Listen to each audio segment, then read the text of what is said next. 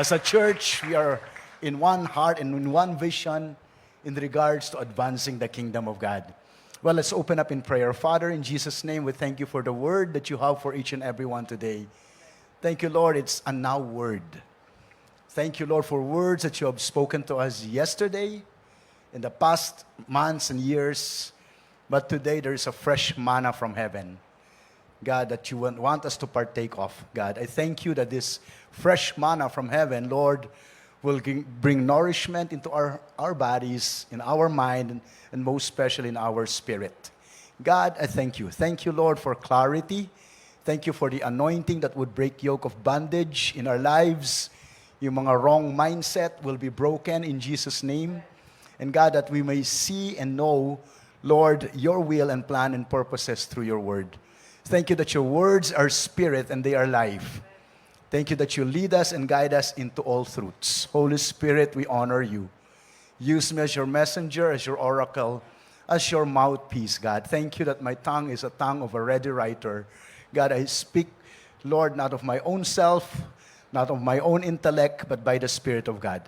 Not by might, not by power, it's by the Spirit of God. I thank you, Lord, in Jesus' name, amen. Amen. So last week we talked about the miracle within praise. Sabihin nga natin, miracle within praise. How many of you wants to experience God's miracle in His life? I mean, to continuously experience God's miracle in your life. Because you are all, and we are all, God's miracle. We are a result of God's miracle. Today, in this house, in this place, we are gathered because we are honoring Him for the miracle that He has given us. Amen. I mean, He has given us eternal life. He has given us His only Son, Jesus Christ. We have been redeemed by the blood of Jesus Christ. That alone is a miracle because we cannot save ourselves. Amen. But there's this key to that miracle that God wants us to operate in. A key that would enable us to continuously be victorious in this life. Sabi mo nga, victorious. God wants you to be victorious in every aspect of your life. In Psalms 34 verse 1, bless the Lord, meaning praise the Lord at all times. His praise shall continuously be in our mouth. Ang papuri at pagsamba ay patuloy nating gagawin sa Diyos. Amen. Bless the Lord at all times. Sabi mo nga sa katabi mo, at all times. At all times. Doesn't matter if may mga pagsubok ng dinadaanan ngayon. It just meant in the highs and the lows of your time, you have to praise the Lord. Amen. You need and you learn to praise Him in the high time, in the low time of your life. And you continuously praise Him. You continuously bless Him. Not because of the problems, but because of His promises. But because God will not allow you to stay the same. But you praise Him because there are suddenly blessings that would come your way. You praise Him because you know God can turn your situation around. Just one touch from heaven. Just one touch from the Lord. And He can turn your condition around. Amen. And so you praise Him in advance. To praise God is to give thanks God in advance. To praise God is to have a heart of gratitude towards Him. To praise God is to maintain peace in your heart. Doesn't matter what chaos we have on the outside. But on the inside, there is joy, there is peace, unspeakable joy. Amen. The joy of the Lord is your strength. The joy of the Lord is our strength. And so we praise Him. I mean, you come to church not because you're perfect and everything in your life is perfect, but you come to church and attend church to praise God. Amen. Knowing that your situation is subject to change. It is subject to change. God can turn your situation around for your good. What the devil has meant for evil, He can turn it into good. Amen. Say this with me, God is good. And He is good all the time. What He has started in me, He is able to complete. Amen. Ang Diyos natin hindi nang iiwan ng alanganin. Hindi siya nang lalaglag. He is with you from the beginning to the end. And of course, it's not about the destination, it's about the journey. The journey with Him. The process. We all want mga instant miracles. But through the journey, God is with you. Through the process, God is with you. And through the journey and through the process, you learn to praise the Lord. Amen. We live not by sight, we live by faith. The just shall live by faith. We are not to be moved by our emotions. We are to be moved by faith. And when I say we are moved by faith, we are moved by the Word of God. We follow His Word. We obey His Word. Amen. And so, when we talk about praise, it doesn't mean excitement, like a short excitement or being elated, or it's not about emotions. I will bless the Lord at all times. I will bless the Lord at all times. It's not about what I think, what I see, what I feel. It's what you choose to believe. It's what you choose, who you choose to honor. Kahit ano pang pinagdadaanan mo, God, I thank you. This too shall pass. This too shall pass. Amen. This too shall pass. Your words are forever settled in heaven. God, you are not a man who can lie. Amen. Hindi ka tao na marunong magsinungaling. Ang salita mo ay buhay.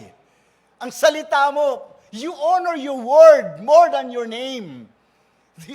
Did you know that God honors His word more than His name? It's written in the book, in the Bible. Because when He honors His name, His word, His name become popular. It's about integrity. You pray to God because you know that He can turn your situation around. You worship the Lord because you know He will not let you down. He is there for you. People will leave you. People will reject you. People will abandon you. But God says, I will never leave you. I will never forsake you. Amen. And that's why we praise God. We praise God. We are the people of praise. Sa mundong ito, tayo yun. Tayo yung tinawag para magpuri sa Diyos. We are people of praise. Dapat tayo yon. Yung mga walang revelation, hindi pa tumanggap sa Panginoon, walang regalo ng kaligtasan, huwag natin silang hayaang mas marunong pa silang magpasalamat sa Diyos kaysa tayo. We have so much reason to praise the Lord. Amen. Now, we talked about 2 points last week in the first service, sa ibang services, may mga iba-ibang mga nag-preach, but it's all about praise, no po. But today I'll just make a short recap. We talked about when you praise God, there is a transformative power that would shift your focus from problem into praise. Alam mo yon, yung focus mo instead na sa problema, napupunta sa promise. Amen. I mean, in Luke chapter 1, verse 37, 38, 39, there it talks about Mary, Virgin Mary, the mother of Jesus. An angel spoke to her and talked about Jesus, the Messiah, that she will conceive in her womb. The Savior of the world. I mean, it was actually a good news. But to Mary, at first, it was a problem to her. And she thought, hey, I'm a virgin. How can this be? And she even uttered that to the angel. I didn't know a man. Paano to? Ano nang sasabihin ng mga kaibigan ko? Ano nang sasabihin ng mga kamag-anak ko? And in their culture, napaka-importante noon. No po, Naku, mapapagmaritisan ako, mapapagchismisan ako. And people will talk about me. How can they, I cannot understand this. To her, that instruction, that command, that message was actually at first a problem. Sabi mo problem. Mukhang problema, di ba? I mean, Joseph, her fiancé, what would he say? Hello? Bakit ka na? Sinong ama niyan? Sabi mo nga problema. Problema. Sinong ama niyan? I respected you. I loved you. I honored you. Tapos, buntis kanino ka? Sinong basta maniniwala? I'm a virgin.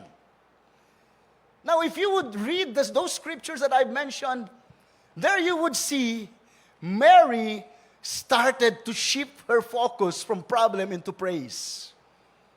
She started singing, ang puso ko'y nagpupuri, nagpupuri sa Panginoon. Alam niyo yung kanta na yan. No, alam niyo yung kinakanta nga sa simbahan yan, di ba? O kinakanta yan. She started to sing songs of praise unto God. And then, while praising, she realized, teka, I am blessed amongst women. And then she returned in response to the news of the angel that she will conceive in her womb the Messiah. Ang sabi niya, let it be to me according to your word. Mangyari nawa ang sinabi mo ayon sa salita ng Diyos. Sabi mo nga, transformative power. When you praise God, there is a transformative power that would shift your focus from problem into God's promises, into praise. But you need to start praising the Lord. When you praise, there's this activation of God's divine intervention. Do you want God's divine intervention to be activated in your life? Gusto mo ba yon? Di ba? Yung teka Lord, ang dilim, gusto ko ng liwanag. Alam mo, para magkaroon ng liwanag, start praising God. Start thinking of the good things that God has performed in your life. Do not dwell in the past. Huwag mo nang balik-balikan yung mga nakaraan na you count your blessings. Divine intervention will come once you start counting the blessings, your blessings that came from God. Amen. The favor of God. The breakthroughs will open in your life. I mean, there will be such peace in the midst of chaos. That's God's divine intervention. Yung may kapayapaan kahit ang gulo-gulo na ng paligid. God's divine intervention talks about, there's a story, I believe in 2 Kings chapter 6, where it talks about Elisha, that he was surrounded by Syrians. The Syrians were, the Persians wanted to capture him. Yan yung storya niyan. Si Elisha is yan yung minentoran ni Elijah. So gusto siya hulihin, gusto siya i-capture. And then the servant of Elisha looked around and he said to Elisha, my Lord, my prophet, we have been surrounded with a lot of enemies. Napapalibutan na tayo ng mga kalaban. What will we do? Ano gagawin natin? Lagot! Mahuhuli na tayo. Baka patayin pa tayo. You know, he started praising God by praying. Sabi mo nga, prayer is praising God. When you pray, you praise God. Amen. And his prayer was, Lord, open the eyes of my servant so that he would see yung ayuda mo, yung backup mo sa akin from heaven. And then, it happened. The eyes of the servant was opened, and he was able to see. He was able to see that those who are with them, they are greater in number than those who are against them. Amen. May kanta eh. May kanta. Surround me. Those who surround me. That's hindi walang mga singer dito. Diba? It may look like I'm surrounded, but I'm surrounded by you. Yun. It may look like I'm surrounded, but I'm surrounded by you. Amen. It may look like you're surrounded with problems, but you're surrounded by God. You know what they saw? They saw horses, angels, horses, and chariots of fire surrounding them. The battle is no longer their battle. The battle is the Lord's. Amen. When you are in trouble, start praising God. Start praising God. Because you have so many backup in heaven, and they will outdo the number of the works of the enemy in your life. Now, praise is a spiritual weapon against the enemy. When you sing songs of praise, parang yung pag-awit mo, papuri mo sa Diyos, ang pag-declare mo ng salita ng Diyos, ay parang espada. Parang kang may hawak na sword. Na every time you sing songs of praise to God, parang winawasiwas mo yung sword. Yeah. It is an offensive weapon against the enemy. And the enemy cannot come near you. Amen. It is a two-edged sword. The two-edged sword is that the words that comes out of your mouth, one edge comes from the word, the promises of God. The other edge is that it came out of your mouth. It's not your words, it is His words. Amen. And so it is a double-edged sword when you praise God. Now in 2 Chronicles chapter 20, there it talks about Jehoshaphat and the tribe of Judah. When you read those scriptures, you would see that they have been surrounded also with multitudes. The term used was multitudes of enemies. Pag sinabi mo multitude, hindi mo man mabilang yon.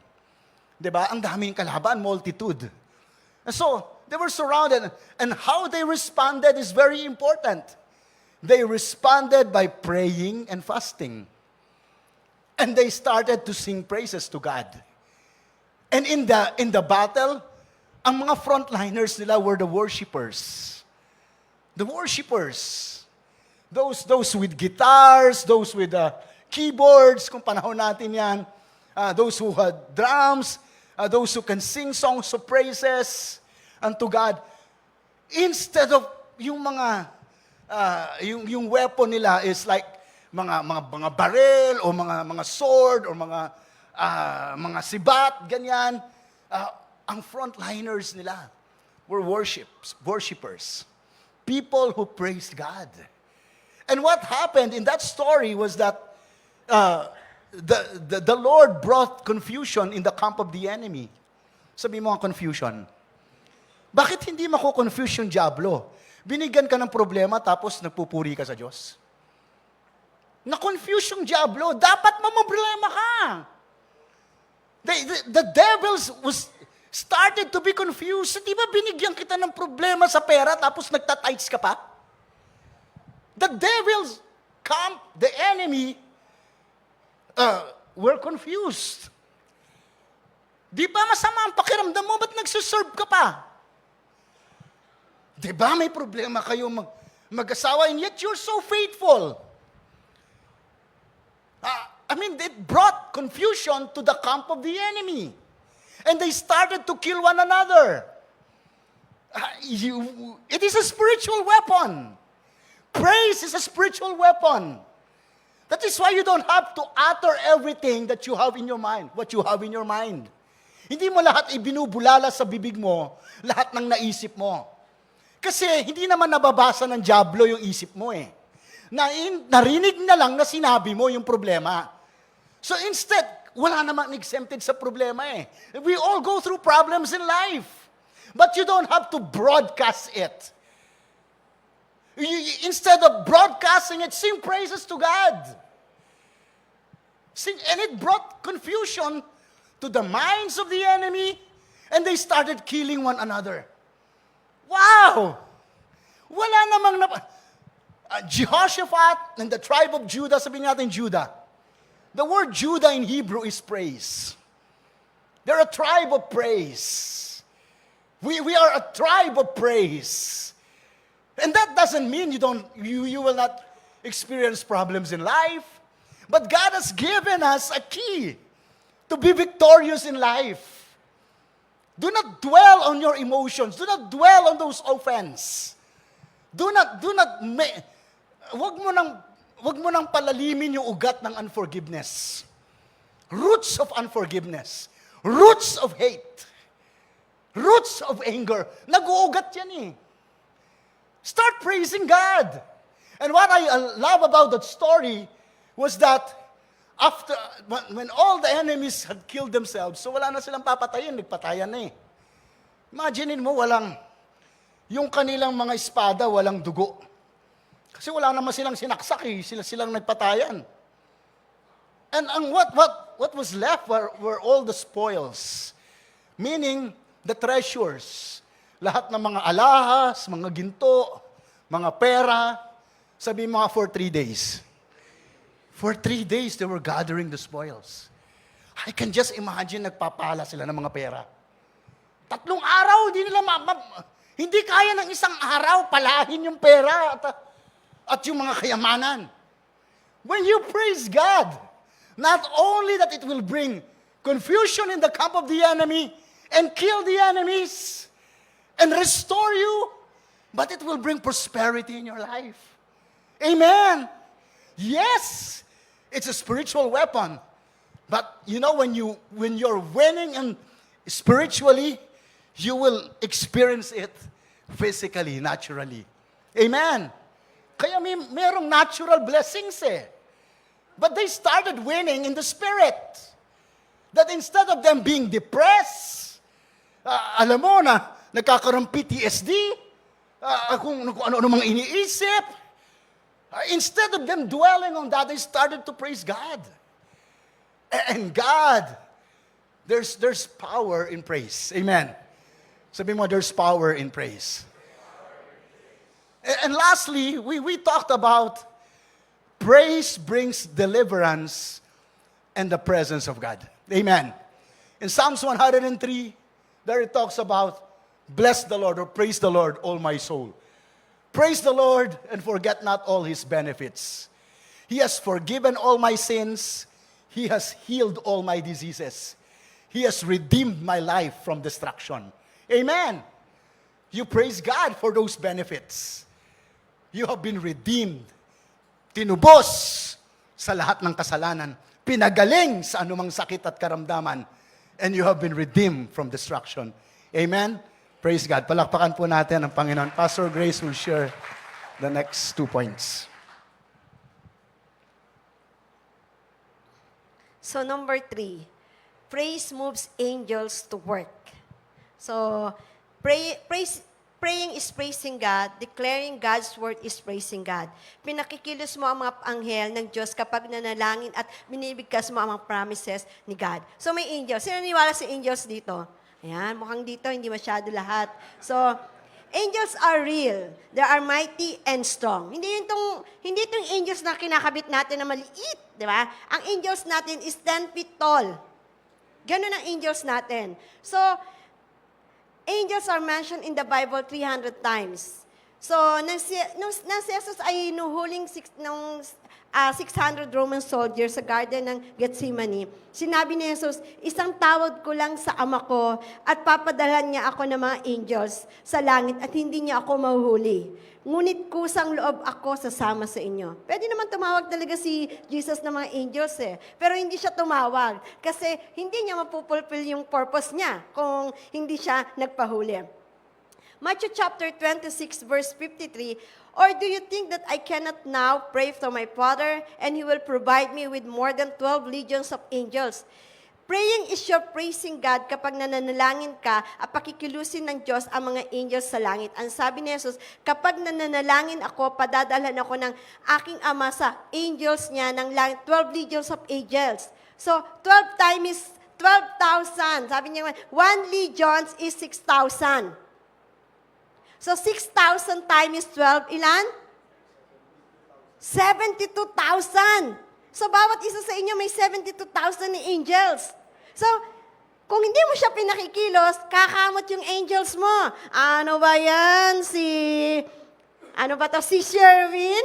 Di man ako inuutusan. Buti pa yung angels ni Eden ay pinakikilos. Ibig sabihin, kailangan mo pakilusin yung angels mo. 72,000. It's a praising God din yun. Ibig sabihin yung angels mo, nakatayo lang. Hindi kumikilos. Siya yung servant mo. Siya yung nag-aano sa'yo, servant mo yung angels mo. Kaya pakilusin mo. Hebrews chapter 1 verse 14, are not the angels all ministering spirit, servants sent out in the service of God for the assistance of those who are to inherit salvation. So, ibig sabihin, pag ikaw tinanggap mo si Jesus bilang Diyos at tagapagligtas, may angels ka. So, kailangan mo pakilusin mo yung angels mo. So, sino, di ba, lahat naman tayo tumanggap kay Jesus. Sino dito yung tumanggap kay Jesus? Ay, maka hindi lahat. Naku, yari. Kanina nagpa-salvation. So, according to this verse, ang lahat ng save ay binigyan ng Diyos ng mga anghel to serve us to assist. When you declare God's word, angels go to work in your behalf. Pag pinapakawalan mo yung angels, ibig sabihin nagtatrabaho siya. I-deliver niya yung goods para sa'yo. I-deliver niya yung mga pera. Diba? Yung mga angels mo, kailangan mong pakilusin. Sabi mo, angels! Angels, money cometh. I lose angels sa lahat ng account ko. Kung ano man yung account mo, ilose mo yung angels mo. Pag sasakay ka ng eroplano, kailangan mong ilus ang angels mo. Diba? Angels, I'm coming in, I'm going out. Ilulus mo siya. Kahit dito, kahit saan ka man pumunta. Kapag walang tao sa bahay mo, ilus mo yung angels mo. Nakaposition na ang angels mo. Kahit yung mga deals mo, nakaposition na. Yung mga favors mo, diba? Nakaposition na doon. Hindi nagkakamot. Ano ba yan? Wala na naman, di na naman ako pinakilos. Isang araw na dumaan, wala pang ginagawa ang angels mo. So, nakatulog ka na, hindi pa rin kumikilos yung angels mo. Kaya importante, pakilusin mo yung angels mo. Kung ikaw ay may negosyo, sabi mo, ilulus ko yung angels ko para yung mga good clients, good paying clients. Nilulus ko yung mga angels ko. Psalms chapter 103, verse 20, verse 21. Praise the Lord, you angels, you mighty ones who carry out His plans, listening for each of His command. Yes, praise the Lord, your armies of angels who serve Him and do His will. They carry out the plan of God. Saan mo makikita ang plan ni God? Sa salita ng Diyos. When you declare the word of God, angels go to work. Angel listen to the word of God and do His will. Pag pinapakilos mo, pakilusin mo yung angels mo. Meron ka bang financial need pero hawak mo pa ang pangako ng Diyos sa Deuteronomy chapter 28 verse 12. That day is always on time. He's never late. So ang prayers mo, money is on the way. My debts are paid in full in Jesus. Angels move when they hear your declare God's promises. Pakilusin mo yung angels mo. Sa anak mo, yung protection mo. Di ba last week wala po kami? So ngayon po, galing po kami ng Clark, kailangan namin kumain po. Papunta po kami ng Pampanga. So ngayon, tapos na po kami mag-lunch. Yung cellphone po ni Pastor James, nawawala. So ngayon, sabi namin, so wala talaga. Tinatawagan ni Kuya Miles, tinawagan niya si Henry, wala. Parang di rin namin nakita dun sa van na sinakyan namin. So sabi ko, so na-stress na siya. Kasi hindi pa bayad po yung cellphone na yon. Kaya doon siya na-stress. Hindi pa bayad. So ngayon, sabi ko sa kanya, wala naman tayong magagawa kung di mo, wag kang may stress. So, pero sabi niya, I know, Lord, tighter ako eh. Pero I lose yung angels ko para makita ko yung cellphone ko na yon. Alam mo, pag meron kang nawawala na bagay, nagagamit niya, gagawa niyo ba yon? Minsan si Lord, ipapakita niya sa'yo eh. Di ba? So ngayon, papunta na kami, sabi ni Doc Emma sa kanya, nung si Eunice daw nawala, hindi niya mahanap yung kanyang iPad. Sa my phone ba yon?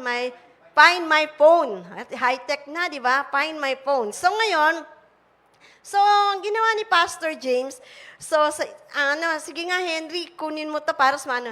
Alam mo ba, ang galing ni Lord, no? Nandun lang pala sa van nang sinasakyan namin, andun lang yung cellphone niya. Samantala, tinatawagan din ni Henry, hindi niya marinig. Pero pag si Lord talaga yung, sabi mo, yung angels mo, nagtrabaho na. So, nahanap ni Pastor James yung kanyang cellphone. Ha? Kasi alam mo si Lord, pag tighter ka, hindi mawawala eh.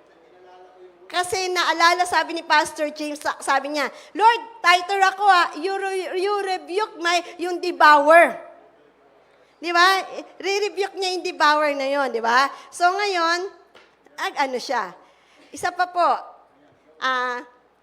napunta rin po kami sa yung airplane na sinakyan namin, first time namin sumakay. Kasi hindi namin kakilala.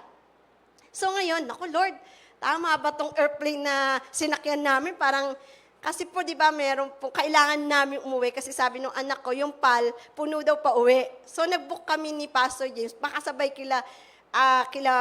kay Brother Miles. So, ngayon, yung binook naming pareho sa kanila, di rin nila kilala, sabi namin, Lord, parang di namin kakilala to Parang first time to maraming pasahero hindi kilala. So sabi ko, Lord, thank you, Lord, na makakarating kami, protection, yung angels mo, nakaposition na para makauwi kami sa aming tirahan. Alam mo naman, sa totoo lang naman, nakauwi kami na kahit hindi namin kakilala yung airplane na yun, hindi ko siya ipopromote eh. So sabi ko, Lord, thank you, Lord, na nakauwi. Alam mo yung angels talaga eh. Iyaano ka ng Panginoon. Pag naliligaw ka, may papadala si Lord eh. Napunta kami ni Pastor James sa Nepal. So, kailangan namin ni Pastor James. So, sabi namin na kaya namin, yabang namin, Nepal. So, sabi namin, nung una, sabi namin, kaya namin, kaya lang naliligaw na kami. Saan na kami? Hindi namin alam kung paano, hindi sila marunong mag-English eh. So, hindi namin alam kung paano kami makakarating. Alam mo, sa totoo lang, sa dami-daming tao, may nakasalubong kaming, Pastor James, yesterday, nandun ako sa preaching mo. Naka-attend ako. So, anong ginagawa mo? Hindi namin sinasabi na naliligaw kami. Pero yung talagang pagdala niya, sige, paano samahan ko na kayo? Punta na tayo dun sa tinitiran nyo. Si Lord talaga, timing siya, nag-aalala na kami, ilang oras na kaming umiikot ni Pastor James dun sa lugar na yon, hindi kami kung paano kami. Pero praise God, pag yung angels mo, kailangan mo yung ilus mo. So, bawat isa sa inyo, 72 na angels. 72,000 angels, di ba? Napaka-importante. Sabi, angels will protect you, preserve your properties when you are doer of God's word. Number 4, God inhabits the praise of His people. Psalms 22 verse 3, God inhabits the praise of His people. Inhabits meaning, God dwells and lives in the praise of His people. Gusto ng Diyos gawing tahanan ang lugar kung saan siya pinupurihan, sinasamba at pinasasalamatan. Yun yung gusto ng Panginoon. Gusto niya pasalamatan siya. Gusto mapurihin siya. A place where there is prayer, praise and worship, love, forgiveness, unity, humility, people are full of gratitude. Yun yung lugar na gusto mong mag-stay ang Diyos.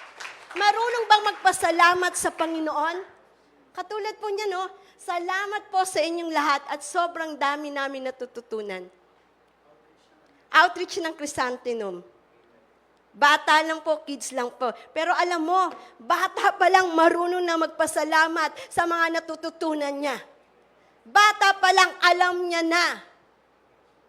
na magpuri at magpasalamat sa Panginoon. Di ba, kung titignan nyo, kung outreach po yan, mainit doon, pero nagpapasalamat sila. So ito yung ating na mag-praise tayo, magpuri tayo, merong mga hindi tayo magandang nangyayari sa buhay natin. Pero pag nagpupuri ka sa Panginoon, alam mo na siya ang magbibigay sa'yo. Acts chapter 16, verse 25 to 26. But at midnight, Paul and Silas were praying and singing hymn of the God, and the prisoners were listening to them. Suddenly, there was a great earthquake, so that the foundation of the prison were shaken.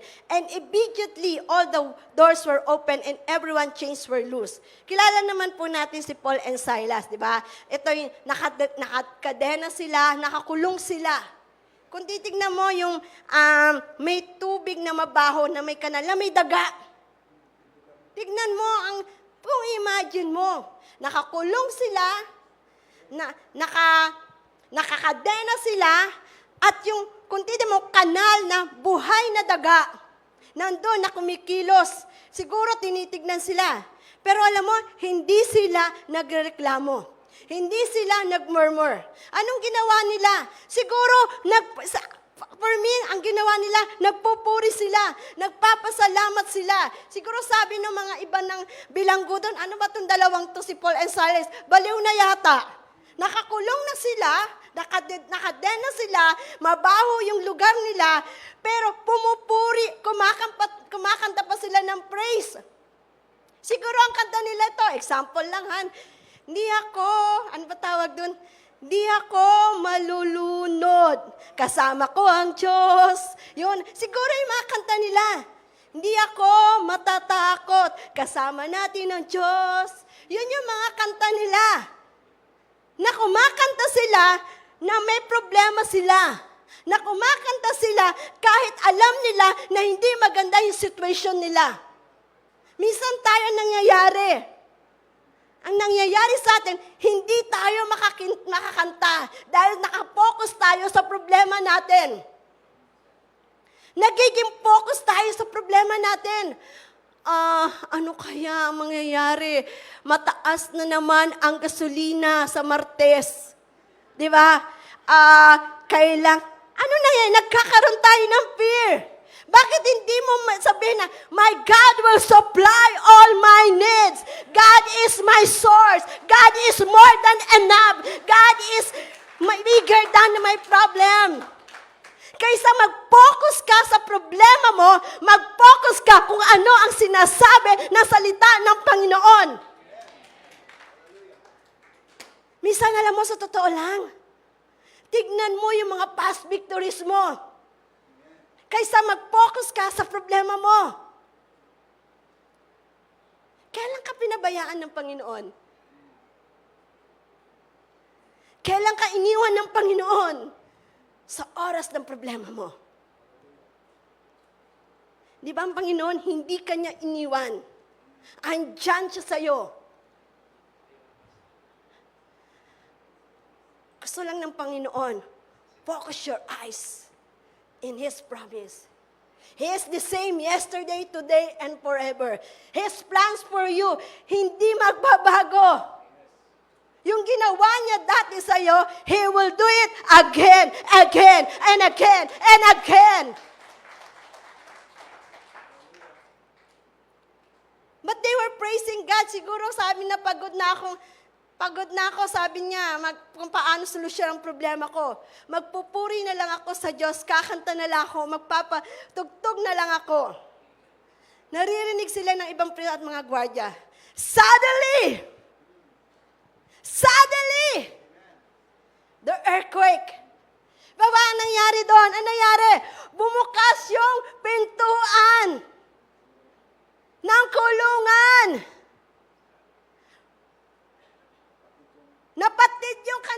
kadena. Ano pa sabi niya? At noon, nakalaya sila. At kung titignan mo, kung nakalaya sila doon, pati ibang preso nakalaya. Suddenly, may bagyo ka mang dumadaan, gusto ko sabihin sa'yo, suddenly, alam mo, God, si Lord nandun sa'yo. Praising God is a glorious activity. Minsan, anong gustong ang nakawin ng devil sa'yo? Yung joy mo. The devil come to steal, kill, di ba? Di ba yung destroy? Anong kinukuha niya? Yung joy mo. Gusto niyang nakawin yung joy mo para mag-focus ka doon sa problema mo at hindi ka makapag-praise sa Kanya. Yun yung gawain ng kaaway. May testimony kami. Doon na naman yung magkakasama kami ni Kuya Miles, nila Doc Emma. So, papunta na kami na airport. So, sabay-sabay kami. So, sabing ganon, yung una, ang sabi sa amin, yung flight lang namin yung cancel. Tapos, sabi nung pangalawa, pati yung flight nila, Doc Emma, cancel. Kung titignan mo, cancel, bukas pa kayo makakauwi.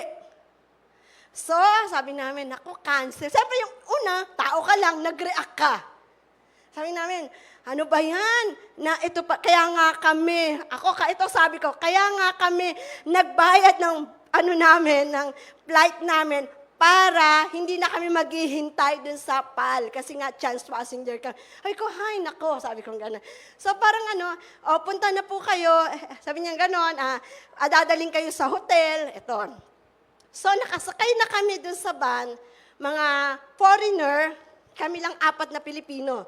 So yung katabi ni Doc Emma na foreigner, grabe, kung ano-ano sinasabi niya, siyempre English siya na hanggang umpisa, hanggang makarating kami, talagang 45 minutes siguro yung doon kami sa hotel.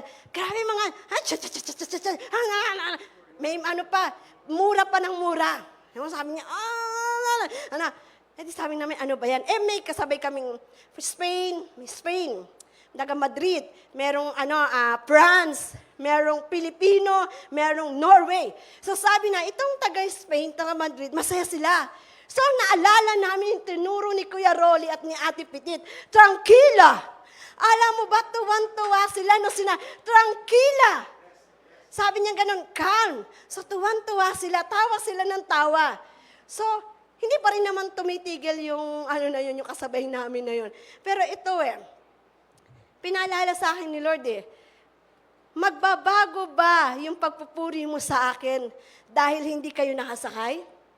Sabi niya, pananakaw mo ba yung joy mo? Kasi bakit? Nakapagpatanggap kami doon sa lugar na yun at makikita mo yung joy. So huwag mong panakaw yung joy mo. People will see having the joy of the Lord in spite of what you are going through.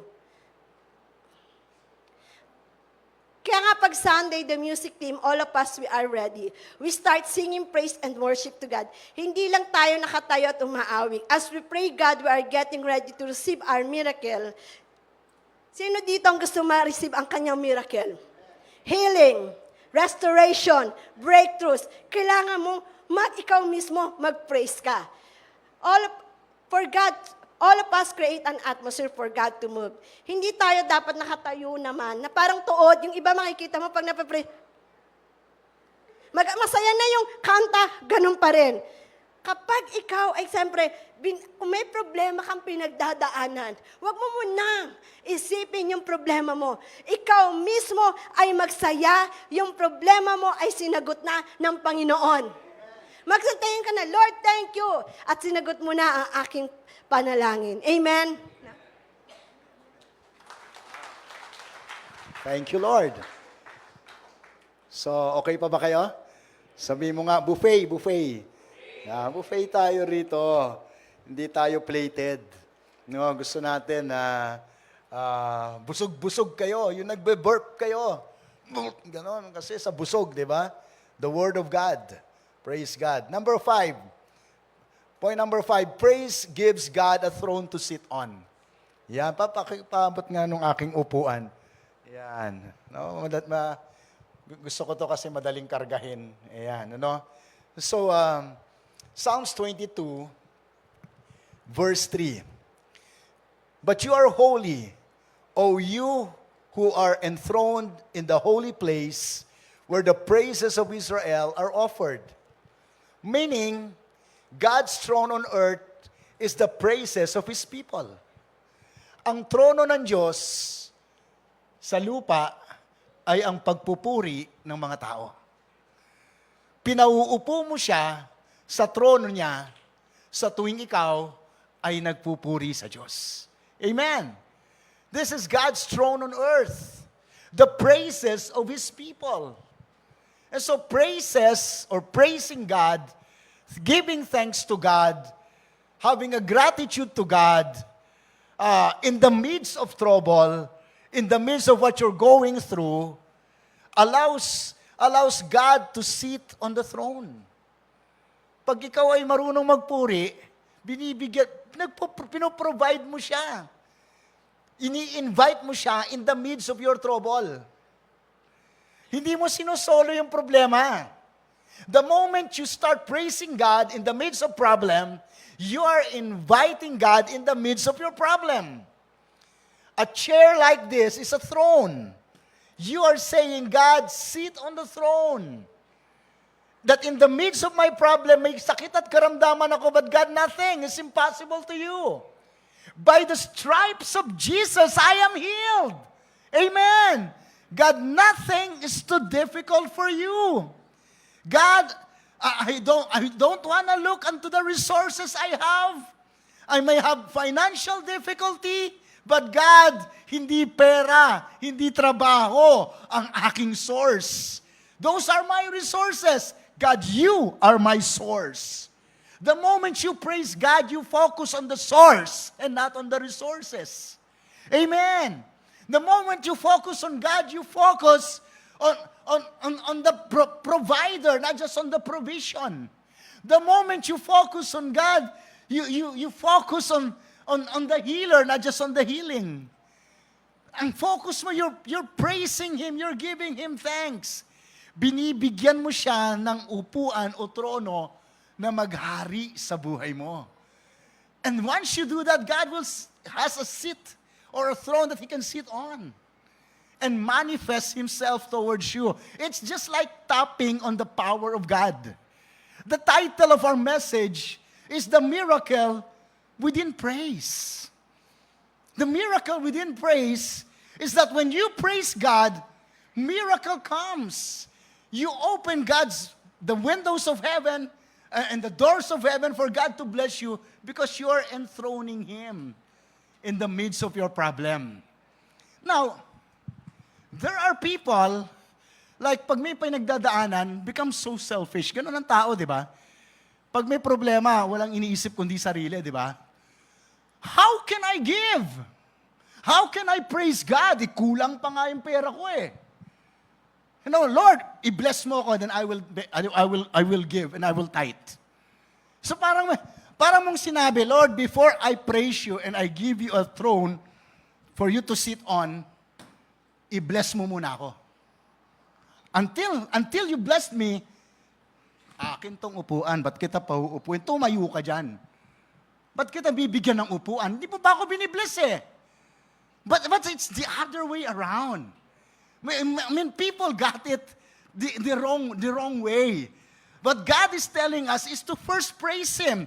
You tap into the power of God by praising Him.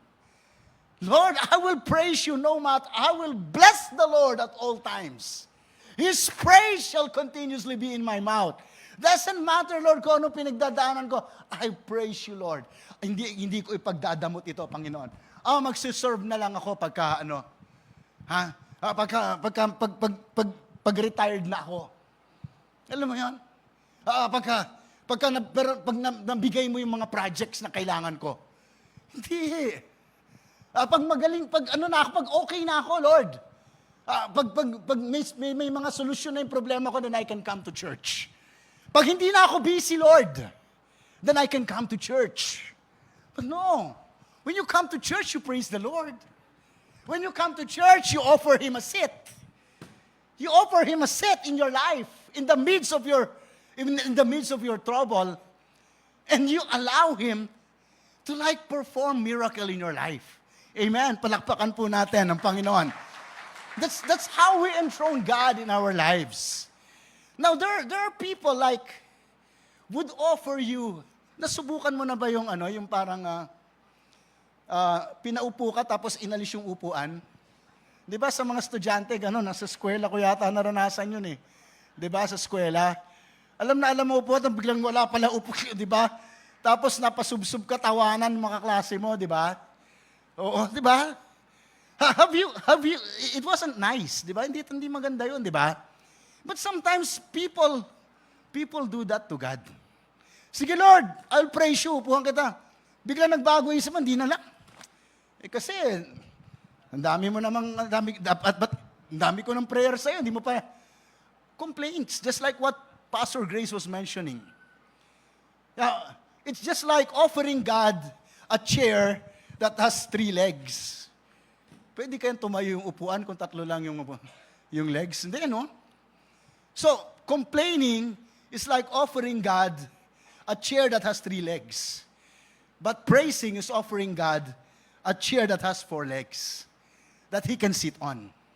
That He can be magnified. Diba? Pero most of the time, ang tao, most of the time, may mga tao lang na gano'n, na that mas nakafocus sila sa mga pag ginawa mo to, Lord, at saka ko gagawin to para sa'yo. When we praise God, we worship God. When we praise, we give God a chair. A chair that He can sit on. When we complain, we give the devil a chair that he can sit on. When we praise, we invite God into our lives, and He will draw near to us. When we complain, we invite the devil into our lives. It's just like God, when we provide a chair for God, for Him to be enthroned in our life, we invite God to open the windows of heaven and pour out His blessings that we could not even contain. This is what this chair is all about. It's inviting God. The blessings of God would be poured upon you. The windows, the doors of heaven will be open once you praise God. But when you complain, you open the door for the devil to destroy you and to devour you. You make a choice. You make a choice because we have been given the will to choose whether to praise God or to complain. Alin lang sa dalawa eh. When you praise God, you worship God. When you complain, you worship the devil. Totoo yun. Yan ang scripture. Yung evil speaking sa Greek, ang Greek word is diabolos. Sabi mo nga diabolos. Parang nakakakilabot, no? Pasabili mo pa lang, parang diabolos, diablo yan, ha? And that's what comes out of our mouth when we complain. Diabolos. So instead of worshiping God by praising Him, you complain and you invite the devil. I mean, in the book of Numbers, there it talks about the people of Israel. I believe in Numbers 24 verse 1, I believe. But then, when they started to complain, they were beaten by snakes. Snakes are representation of the devil. When the Israelites started to complain, sino yung pinalapit nila? Hindi sila naging magnet of blessing. Ang na-draw nila ay mga snakes. And they were beaten by snakes and they all died. Wow. And we don't want that. Ayaw natin yan. No po. Complaining is like whistling and inviting the devil into your life. Ayun, Numbers 21 verse 4. Now, in the Old Testament, the throne of God, where God dwells and sits, is the Ark of Covenant. May photo naman tayo dyan ng Ark of Covenant. Ayan. Meron akong cute. Meron akong cute na Ark of Covenant. Ayan. Ito yung lead. Ito yung takip. Okay? May dalawang cherubims sa taas ng takip. Now, the lead is the mercy seat. Sabi mo, mercy seat. Wow, dito tayo pumapasok. Because it's by the grace of God that we were saved. The mercy seat is where the high priest would sprinkle the blood on the mercy seat for reconciliation. Yan. For divine forgiveness. Mercy seat is likened to this seat. Uy, nandyan yung mercy seat. Diba? Andyan yung mercy seat. That wherein God sits. In the old covenant, God's presence is in the Ark of the Covenant.